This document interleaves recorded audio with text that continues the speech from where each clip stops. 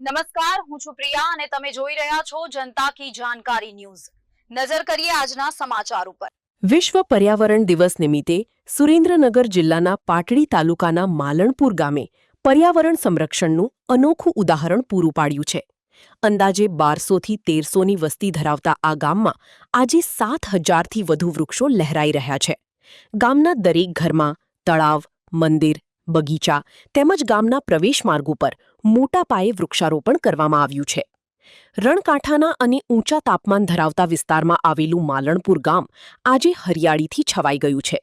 ગ્રામજનો, યુવાનો અને વડીલોના સતત પ્રયાસો તથા વૃક્ષોના જતનના કારણે સૂકા રણને લીલી ચાદર ઓઢાડવામાં સફળતા મળી છે।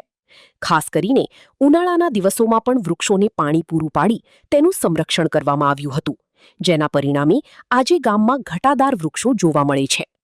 વૃક્ષોના કારણે ગામના વાતાવરણમાં નોંધપાત્ર ફેરફાર આવ્યો છે।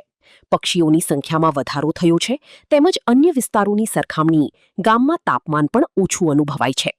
ગામમાં પ્રવેશતા જ રસ્તાની બંને બાજુ ઊભેલા વૃક્ષો હરિયાળા વિસ્તારનો અહેસાસ કરાવે છે। માલણપુરના ગ્રામજનોએ આગામી 1 વર્ષમાં વધુ 1000 નવા વૃક્ષો વાવી તેનું જતન કરવાનો સંકલ્પ કર્યો છે।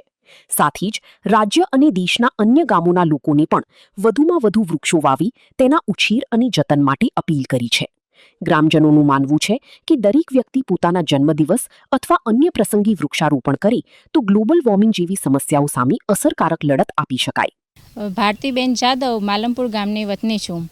માલમપુર ગામમાં ઘણા બધા વૃક્ષો છે અને વૃક્ષોને વાવેતર કરીને તેનો ઉછેર પણ કરવો એ મહત્ત્વનો છે। માટે આગામી સમયમાં અમે ઘણા બધા વૃક્ષો વાવવાના છીએ, પણ એ વૃક્ષોના ઉછેર માટે ગામ લોકો, વડીલો, યુવાનોનો એવો સાથ સહકાર છે। અને બીજી વસ્તુ એ કે આપણે ઘણી જગ્યાએ એવું થાય છે કે વૃક્ષો તો આપણે વાવી દીધા પરંતુ તેનું જતનના જાળવણીના લીધે એનો ઉછેર થતો નથી। માટે આપણે ગમે ત્યારે વૃક્ષો વાવીએ તો એનો ઉછેર અને જતન કરી એ મહત્ત્વનું છે। અમારું ગામ રણકાંઠા નજીક હોવાથી અમારે તાપમાન 2 ડિગ્રી ઓછું રહે। સુરેન્દ્રનગરમાં જે તાપમાન હોય તેની સરખામણીમાં અહીંયા માલમપુર ગામમાં 2-3 ડિગ્રી ઓછું હોય છે તાપમાન। અને બીજી એ વસ્તુ હું એક જ સંદેશ આપું છું કે ગમે ત્યારે પણ આપણે વૃક્ષોનું વાવેતર કરીએ ત્યારે તેનું જતન, માવજત કરી એ ઉછેર થાય ત્યાં સુધી આપણે જવાબદારી એની રાખવી જોઈએ।